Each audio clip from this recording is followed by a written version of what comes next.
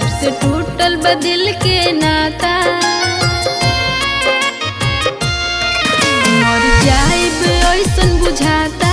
जब से टूटल बदिल के नाता, अब कोई नहीं हम इसके बेकार में।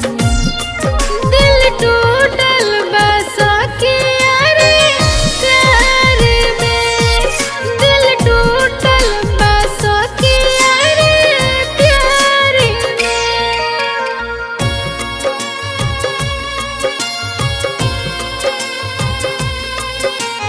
Kamlesh recording studio Mohammadpur.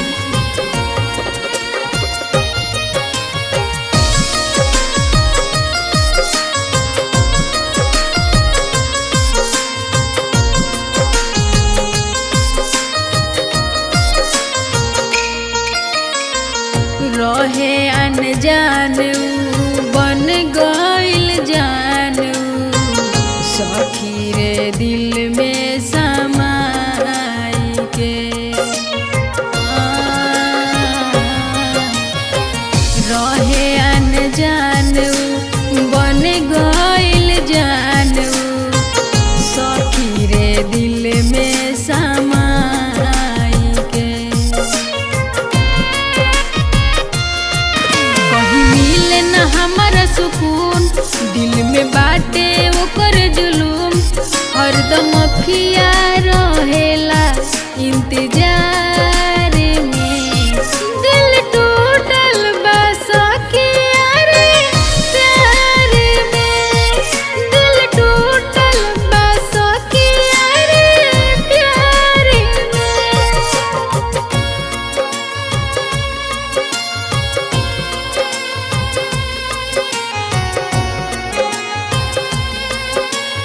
Kamlesh recording studio Mohammadpur.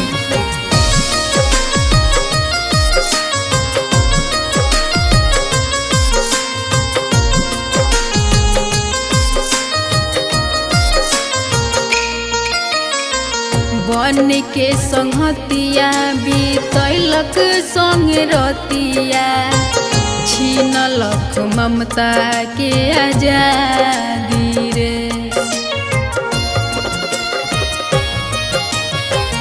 बन के संगतिया बीतैलक संग रतिया, छीन लेलक ममता के आजादी रे।